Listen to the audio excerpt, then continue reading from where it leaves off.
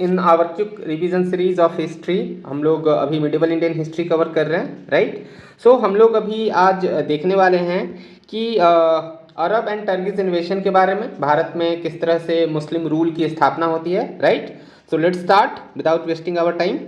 सो सबसे पहले हम लोग देख लेते हैं बर्थ ऑफ इस्लाम के बारे में कि इस्लाम धर्म का जन्म कैसे होता है, राइट। सो जो प्रॉफेट मोहम्मद थे उनका जन्म मक्का में 570 एडी में होता है, राइट। एंड 40 ईयर्स के बाद, लगभग एट द एज ऑफ 40 जो है, इन्होंने अपना पहला रिविलेशन, दिव्य ज्ञान इनको होता है किनके द्वारा? आर्चेंजल गैब्रियल के द्वारा, राइट। जब ये ध्यान कर रहे थे ना माउंट हीरा पे जो कि मक्का में ही है, वहां जब ये ध्यान कर रहे थे तो इनको रिवील करते हैं, आर्चेंजल गैब्रियल ज्ञान देते हैं, राइट।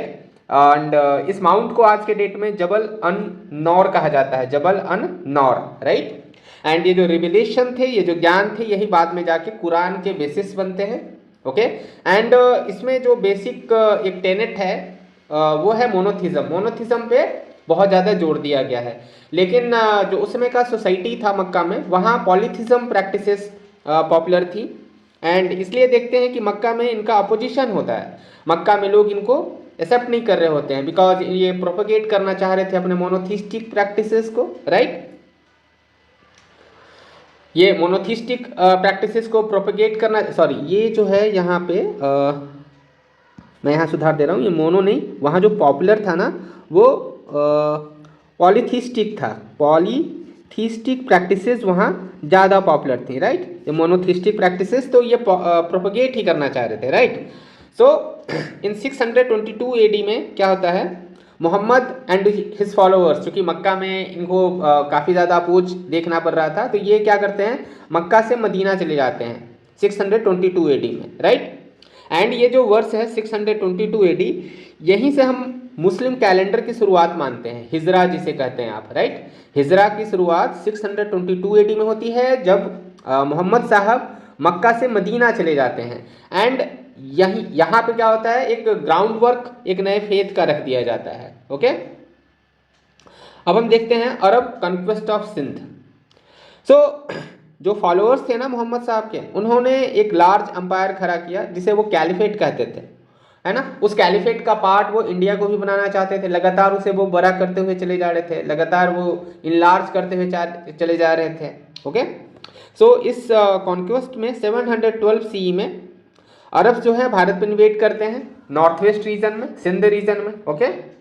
एंड लीडर जो था उनका, मिलिट्री जनरल जो था, मोहम्मद बिन कासिम था अटैक करने में, राइट। मोहम्मद बिन कासिम की सिंध के रूलर दाहिर से लड़ाई होती है, जिसे बैटल ऑफ रेवाड़ कहा जाता है, ओके। एंड इस लड़ाई में क्या होता है, दाहिर हार जाते हैं, मोहम्मद बिन तुगलक मुल्तान और सिंध को कैप्चर कर लेता है। एंड यहीं से spread of Islam north India में शुरुआत हो जाती है इसकी। एंड इस मिलिट्री कॉन्क्वेस्ट की चर्चा चाचनामा नामक पुस्तक में भी आपको देखने को मिलेगा, ओके। एंड इसके बाद क्या किया जाता है, जो नॉन मुस्लिम थे उनके ऊपर जिजिया कर को इम्पोज कर दिया जाता है, नॉन मुस्लिम्स के ऊपर। आप ये फोटोग्राफ में देख सकते हैं कि किस तरह से मतलब पूरा का पूरा एक्सपेंशन किया जा रहा था इस्लाम का। सो दिस ऑरेंज पार्ट जो यहाँ आप देख रहे हैं, this orange part is the expansion of Islam under Mohammad साहब, ओके। एंड ये बाद वाले जो रीजन है, ये कलर्ड रीजन है, वहाँ पे extent of Islamic empire by 850 AD ये दिखाया गया है, ओके। आगे हम देखते हैं कि इस्लाम जो है ना, यदि हम देखें सही मायने में, भारत में सबसे पहले इस्लाम को भारत में किसने इंट्रोड्यूस किया था? So it is first introduce in India by a man named Malik Ibn Dinar, ये है मलिक इब्न दिनार, okay.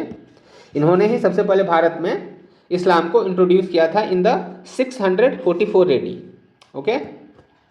Now come to the Turkish invasion के बारे में देखते हैं। तुर्क जो थे, बगदाद में जो कैलिफ था उसको डोमिनेट कर रहे थे in the 8th and 9th century.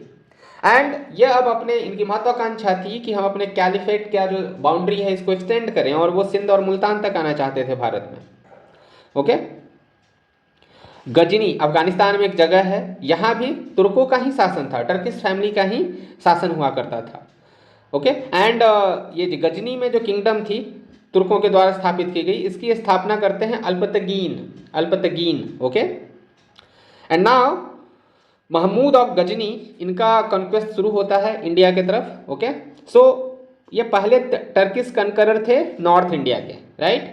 इन्होंने भारत को 17 बार हमला किया था भारत पे, एंड इसने भारत पे कब 1000 से लेके 1027 एडी तक लगातार हमला किया जिहाद के नाम पे। इनका इसका कहना था कि मैं जिहाद कर रहा हूँ, इस्लाम में जिहाद किया जाता है।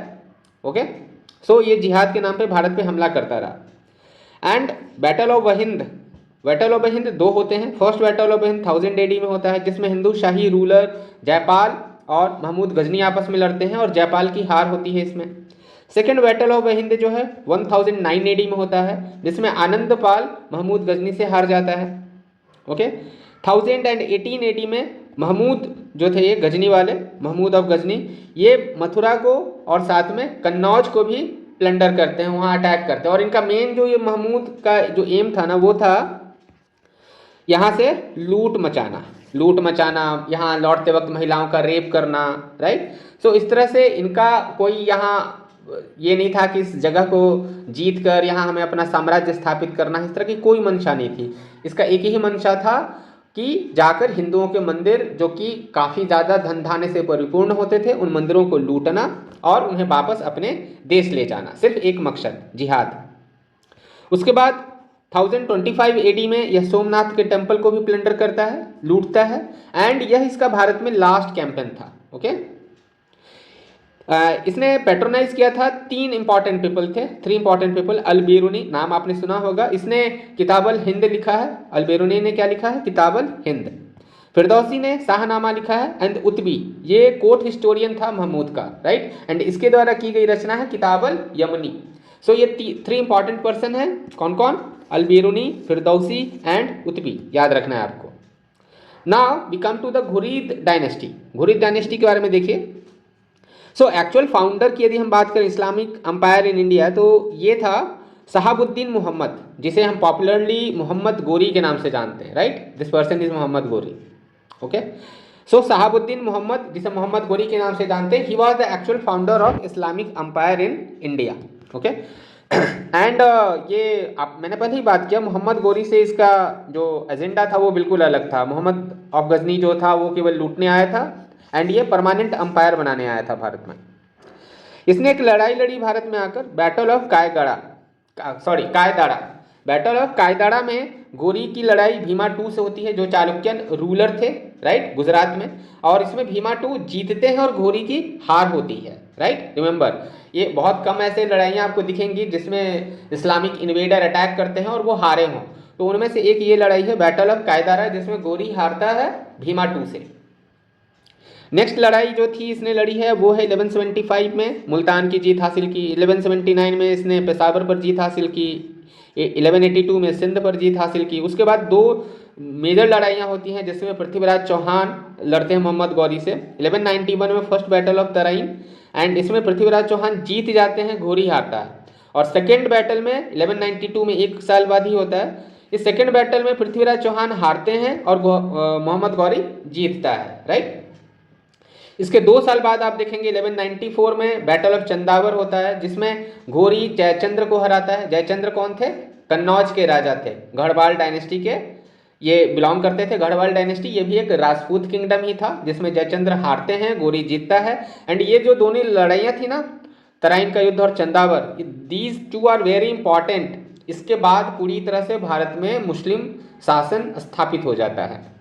Okay, Turkish rule in north India बहुत अच्छी तरह स्थापित हो जाता है। एंड ये आप देख सकते हैं इस फिगर में, घुरीद अंपायर का जो साइज है वो काफ़ी बड़ा हो चुका था उस समय। ओके, ना अब बारी आती है बिहार और बंगाल की। तो बिहार और बंगाल में कौन आता है? तो इनके कमांडर थे, मोहम्मद गौरी के कमांडर थे मोहम्मद बिन बख्तियार खिलजी। बहुत ही आतताई आदमी था। इन्होंने हमारी जो धरोहरें थी उनको पहले नष्ट किया, जिसमें जो हमारे समाज को दशा और दिशा दिया करते थे। विक्रमशिला विश्वविद्यालय को इसने नष्ट किया 1202 में, एंड नालंदा विश्वविद्यालय को इसने नष्ट किया था 1203 एडी में, राइट। एंड इसके बाद आप देखते हैं कि मोहम्मद गौरी जो है भारत से लौट जाता है after giving his all Indian territories to the Qutbuddin Aibak. Qutbuddin Aibak को देने के बाद अपनी सारी टेरिटरी वो मोहम्मद गौरी लौट जाता है। एंड इसके बाद आगे हम देखते हैं कुतुबुद्दीन ऐबक जो है जो भारत में शुरुआत होती है स्लेव डायनेस्टी की, जहाँ से हम देखते हैं दिल्ली सल्तनत की शुरुआत होती है, राइट। सो इन फोटोग्राफ्स में आप देख सकते हैं, ये एक AI जनरेटेड इमेज है जिसमें आप देख सकते हैं कि नालंदा विश्वविद्यालय को किस तरह से आग की लपटों में जलाया था बख्तियार खिलजी ने, राइट। एंड ये दुर्भाग्य हमारे देश का कि आज भी हमारे इस मतलब बिहार में ही इस बख्तियार खिलजी के नाम पे एक शहर है बख्तियारपुर, जिसे लगातार जिस शहर का नाम बदलने की आवाज़ उठती रहती है। एंड ये नीचे आप फोटोग्राफ देख सकते हैं विक्रमशिला विश्वविद्यालय का। सो all these heritage were destroyed by this Muhammad bin Bakhtiar Khilji. Okay, so that's all for today. We will see you in the next lecture. Thank you.